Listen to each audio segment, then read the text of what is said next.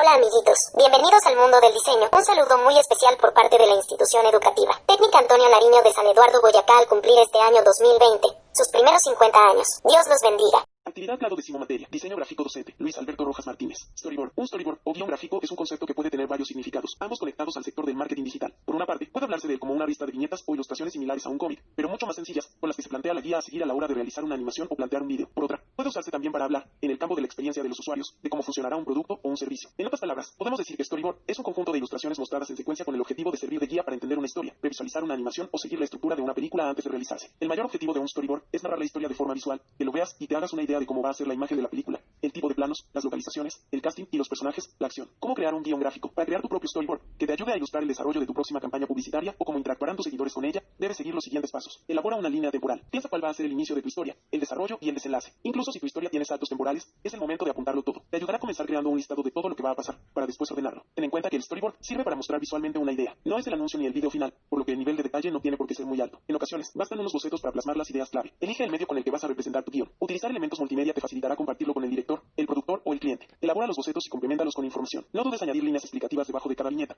pero intenta que sea lo más concreto posible. Ejemplo, si te preocupa que representar en cada viñeta, piensa en dónde puedes cortar la historia. Proponemos un ejemplo muy sencillo para ilustrar esto. En la primera viñeta podría aparecer un personaje triste porque tiene una necesidad que no logra cubrir. En la siguiente, el anuncio de nuestro producto. Y en la última, el mismo personaje feliz sin el problema que le atormentaba. Como hacer un storyboard. Uno del desglose del guión gráfico. Lo primero que tenemos que hacer es analizar el guión y marcar las escenas que necesitan storyboard. Normalmente no haremos storyboard de toda la película. Primero, por el presupuesto, contratar a un diseñador gráfico que realice viñetas de todas las escenas sería muy caro, y tampoco es necesario, porque sería una cantidad de viñetas excesiva. Tenemos que elegir las escenas clave, ya sea porque son las más complejas de realizar y necesitan más explicación, o porque son las que cuentan giros en la trama o momentos importantes, o porque nos muestran escenarios nuevos que hay que presentar visualmente. 2. Las anotaciones. Una vez hemos decidido las escenas que necesitan pasar a guión gráfico, hay que hacer una lectura con las primeras anotaciones al guión. Hay que marcar los personajes que salen en cada escena, las localizaciones y decorados, el vestuario, la época. 3. La documentación. Cuando ya conocemos todas las necesidades que tendremos para realizar los dibujos de cada escena, hay que buscar documentación. Dependiendo del nivel de desarrollado que esté el proyecto, hay algunas referencias gráficas que te las pueden proporcionar otros departamentos como el de arte o el de producción. Si ellos ya han hecho las localizaciones o diseñado vestuario o decorados, podrán darte referencias que te ayuden en el dibujo de las viñetas. Uno de los elementos más importantes de una película que deberás reflejar en el storyboard son los personajes. Cuando vayas a diseñar tu storyboard, es posible que ya sepas qué actores representarán a cada personaje, eso ayudará en el proceso. 3. El casting. Entonces podrás hacer un bosquejo con la imagen del actor en diversas posiciones que te servirá de guía para hacer después los dibujos. Es como hacen en animación con la creación de personajes, pero con referencias reales. Si no hay actor concreto, te ayudará a buscar un modelo que te sirva de referencia. 4. Localizaciones. En el desglose inicial determinaste las localizaciones donde sucederá la película. Ahora debes tener un archivo gráfico de dichas localizaciones que te sirva como referencia para cuando pases a la fase de boceto y dibujo de las viñetas. 6.